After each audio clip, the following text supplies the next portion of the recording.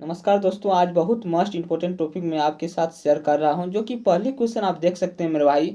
दिया हुआ है, मीथेन के जलने पर क्या होता है। मेरे भाई, जब मीथेन जलेगा तो क्या बनेगा। तो पहली ऑप्शन में दिया हुआ है मेरे भाई, कार्बन मोनोऑक्साइड निकलती है क्या, CO। ये कभी नहीं निकल सकता है, ये कभी नहीं निकल सकता है मेरे भाई। कार्बन मोनोऑक्साइड कभी नहीं निकल सकता है। कार्बन का राख शेष रह जाता है क्या, ये भी गलत हो जाएगा। कार्बोनेट बनता है क्या, ये भी गलत हो जाएगा।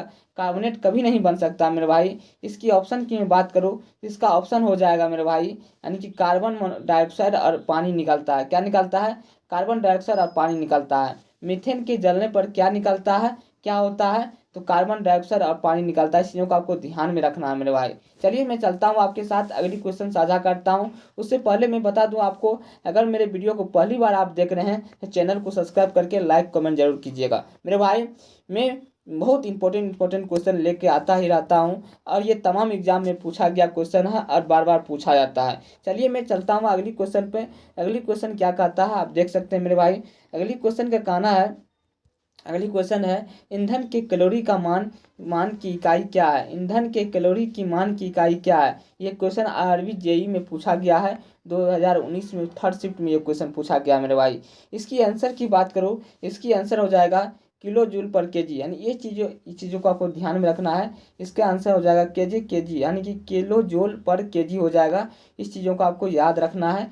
ये गलत हो जाएगा ऑप्शन, किलो वाट पर mg, ये गलत हो जाएगा। ये भी ऑप्शन गलत हो जाएगा, यानी इसको याद रखना है। इसका ऑप्शन हो जाएगा KJ और KG, इसको आपको याद रखना है। चलिए मैं चलता हूँ आपके साथ, अगली क्वेश्चन साझा करता हूँ। अगली क्वेश्चन देखिए कितना इंपॉर्टेंट ज़बरदस्त क्वेश्चन है मेरे भाई। ये भी क्वेश्चन बहुत इंपॉर्टेंट है। निम्नलिखित में से किसे मार्स मास गैस भी कहा जाता है। तो कौन सा हो जाएगा मेरे भाई, किसको मास गैस भी कहा जाता है, मास गैस। तो इसकी आंसर हो जाएगा मेरे भाई, एक ऑप्शन ऐसा है जो मीथेन, इसी को मास गैस कहा जाता है। इसको आपको याद रखना। प्रोपेन को नहीं कहा जाता है, इथेन को नहीं कहा जा सकता है, ब्यूटेन को कभी नहीं कहा जा सकता है। यानी कि आरआरबी एनटीपीसी में आप 2016 में देख सकते हैं पूछा गया है। आरआरबी एनटीपीसी 2016 में, फिर 2016 में ये क्वेश्चन पूछा गया है मेरे भाई। इसलिए आप चीज़ों को ध्यान में रखिए। अगर अभी तक वीडियो को, चैनल को सब्सक्राइब नहीं किए हैं, चैनल को सब्सक्राइब करके लाइक कमेंट जरूर कीजिए। 3 बार ये क्वेश्चन पूछा गया है। चलिए मैं चलता हूँ आपके साथ, अगली क्वेश्चन साझा करता हूँ। अगली क्वेश्चन देखिए क्या दिया हुआ है। अगली क्वेश्चन दिया हुआ है मेरे भाई। अगली क्वेश्चन का, निम्नलिखित में से किस ईंधन का उपयोग बहुत किस यानी कि निम्नलिखित में से किस ईंधन का उपयोग विद्युत संयंत्रों में नहीं किया जाता है। यानी कि विद्युत संयंत्र में किस ईंधन का प्रयोग नहीं किया जाता है। प्राकृतिक गैस का किया जाता है क्या, जी हाँ, प्राकृतिक गैस का किया जाता है। ईंधन तेल का किया जाता है क्या, ईंधन तेल का भी किया जाता है। कोयला का भी किया जाता है मेरे भाई। यानी कि ईंधन का उपयोग विद्युत संयंत्रों में कौन नहीं किया जा सकता है, तो सभी, यानी कि ये भी किया जा सकता है, ये भी किया जा सकता है, ये कोयला का भी उपयोग किया जा सकता है। लेकिन एक ऐसा है, कहीं यूरेनियम का उपयोग नहीं किया जाता है, यूरेनियम का उपयोग नहीं किया जाता है। इसीलिए आंसर की बात करूँ तो आंसर हो जाएगा मेरे भाई C नंबर, इसको आप याद रखना है। चलिए मैं चलता हूँ आपके साथ, अगली क्वेश्चन साझा करता हूँ। अगली क्वेश्चन भी बहुत इंपॉर्टेंट ज़बरदस्त क्वेश्चन है। आप देख सकते हैं इस क्वेश्चन को। पेट्रोल के साथ साथ कारों में ईंधन के रूप में निम्नलिखित में से किसका उपयोग किया जाता है मेरे भाई। पेट्रोल के साथ साथ कारों में ईंधन के रूप में निम्नलिखित में से किसका उपयोग किया जाता है। तो इसका आंसर की बात करूँ, इसका आंसर हो जाएगा मेरे भाई इथेनॉल, यानी कि इसका आंसर क्या हो जाएगा, इथेनॉल हो जाएगा। इथेनॉल हो जाएगा। पेट्रोल के साथ साथ में इथेनॉल का भी उपयोग किया जाता है। कौन चीज़ में, कारों में किया जाता है। कार में पेट्रोल के साथ साथ इथेनॉल का भी प्रयोग किया जाता है। इसको आपको याद रखना है। मीथेन का प्रयोग नहीं किया जाता है, इथेन का प्रयोग नहीं किया जाता है, ब्यूटेन का प्रयोग नहीं किया जाता है। ये आरआरबी जेई में पूछा गया क्वेश्चन है मेरे भाई, और ग्रुप डी में ये क्वेश्चन पूछा गया। कितना इंपॉर्टेंट है, 2 बार ये क्वेश्चन पूछा गया। इस चीज़ों को आपको याद रखना है।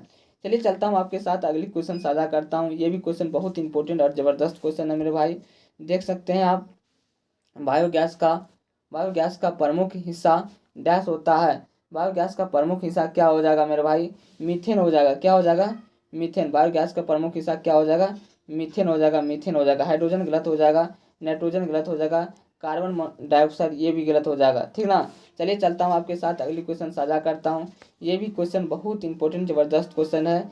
एक घरेलू गैस सिलेंडर में LPG डैश में संग्रहित की जाती है। यानी कि एक घरेलू गैस सिलेंडर में में एक घरेलू गैस सिलेंडर में एलपीजी डैश में संग्रहित की जाती है। मेरे भाई इसका आंसर की मैं बात करूँ तो इसका आंसर हो जाएगा, यानी कि इसका आंसर हो जाएगा तरल अवस्था में, यानी कि एलपीजी को डैश में संग्रहित किया जाता है, ये तरल अवस्था में संग्रहित किया जाता है। इस चीज़ों को आपको याद रखना है। ठोस अवस्था में कभी नहीं होगा, गैस अवस्था में कभी नहीं होगा, किसी भी अवस्था में संग्रहित की जा सकती है। ये तो एकदम गलत है, किसी अवस्था में कैसे तू संग्रहित कर लोगे। इसका आंसर हो जाएगा तरल अवस्था। इस चीज़ों को आपको याद रखना है। दोस्तों मैं अपनी वाणी को यहीं विराम करता हूँ। मैं ज़रूर आशा करूँगा जो भी क्वेश्चन आपको पढ़ाया गया है बहुत मोस्ट इम्पोर्टेंट क्वेश्चन था, और आपको ये क्वेश्चन अब एग्ज़ाम में नहीं छूटेगा, ये भी मैं आशा करता हूँ, क्योंकि आपको बेस्ट तरीक़ा से समझाया गया है। और अभी तक अगर चैनल को सब्सक्राइब नहीं किए हैं, लाइक नहीं किए हैं, चैनल को सब्सक्राइब करके लाइक कमेंट जरूर कीजिए। यहीं पर अपनी वाणी को मैं विराम करता हूँ। जय हिंद, जय भारत।